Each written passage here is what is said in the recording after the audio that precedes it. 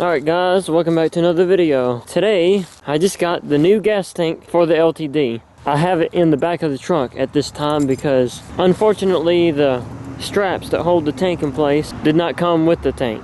I had to order that separately and it's supposed to be here tomorrow. So I will continue this video all the way to tomorrow so you guys won't have to see a part 2 or anything like that. But today, I will real quickly show you what this tank looks like.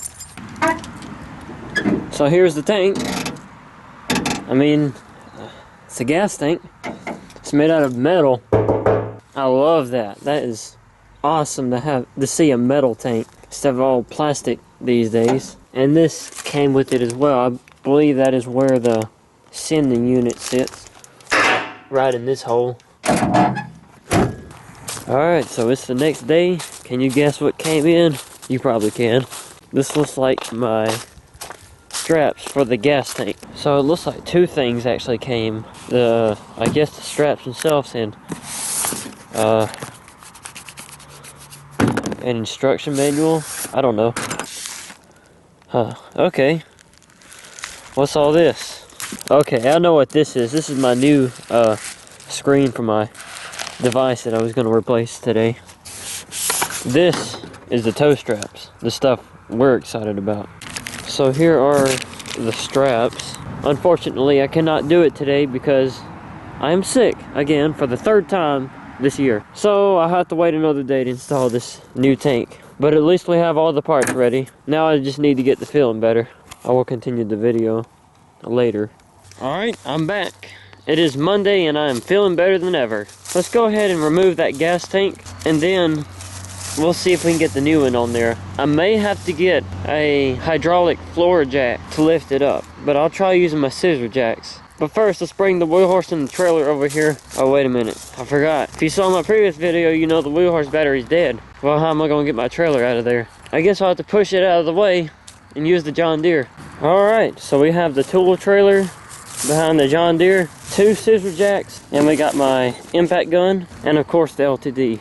I think you have to take these 4 screws out in here, and then there are 2 nuts in the trunk that I have to unloosen to remove the straps. And then we have, well, before we remove the straps, we got to remove this hose and this wire over here at the receiving unit. So I guess let's do that first. This is not going to be easy. Not at that angle. Better keep my mouth closed. I don't want rust to get in my mouth. Alright, so we got the wire and fuel off of there. Let's go ahead and get back up in the trunk. Remove these straps. Oh no. Oh no. We're gonna have to use a crescent wrench to hold that nut so we can get that out of there. Alright, I got the jack stands under there. I'm gonna go ahead and use my impact gun. Wait a minute. Is that welded onto the tank? I mean the straps? Probably is rust welded. Alright guys, I just found out something. These 2 bolts are not related to the gas tanks. That's why the tank was not coming out. And now that I think of it, that could be holding a critical suspension component. Yikes, I really need to pay attention more. I really thought that was connected to that, but I guess not. Alright guys, so it is Wednesday, 2 days later since I made that clip, and I bought more tools, or a few additions, like a 1/2-inch drive extension so that I can hook up my 15mm 1/2-inch drive socket, deep socket, to my impact gun so that I don't have to struggle using my crescent wrench. I hope that this gun can break down those nuts without rounding them off, because we don't need that to happen. I'm not going to film all this because it's going to be so difficult, but I will show you the tank away from the car after we get it down. So here we go. Alright, so it is the next day again, except this time it's like 8:30 in the morning. So here's what happened. I managed to get the straps off that hold the tank in place, but unfortunately this side is not wanting to come off of there, and I know why it ain't coming off. You see this part right here? This connects all the way to the differential. I think it like stabilizes the differential when you accelerate and decelerate, and that's what's stopping the tank from coming off of here. Otherwise I would have gotten it off by now. I think what's going to have to happen is I'm going to have to take that part off of there or cut the tank off. but then I would not be able to get the new tank in there. Alright guys, great news. With a little bit of hammering, wiggling, lifting, lowering, unbolting, the old gas tank is out of there.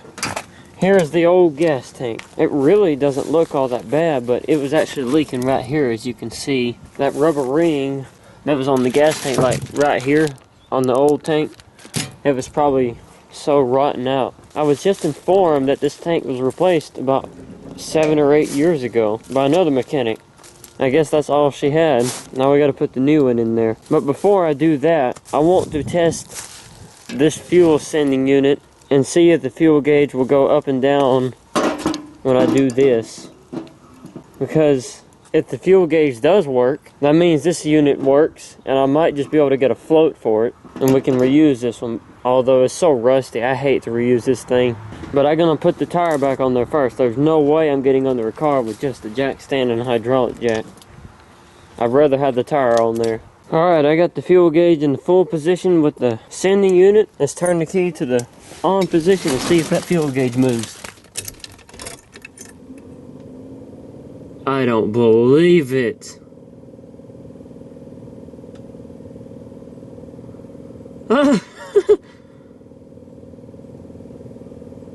It works!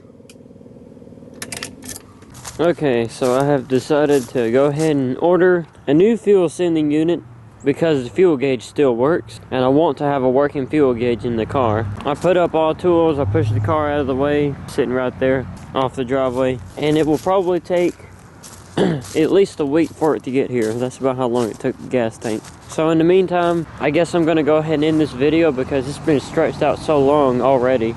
So I hope you guys are looking forward to the next video, me installing the new tank. I know there was not a lot of action in this because it was incredibly difficult to get that tank out of there. I had to use a hammer to beat on it so it could slide out of there. I hope it won't be hard to get the new tank in there, but we'll see in the next video. I hope you guys enjoyed this video. If you did, you know what to do. If you're stopping by for the first time and you wish to follow the channel, please subscribe and ring the bell, and I'll see you in the next video. Thanks for watching.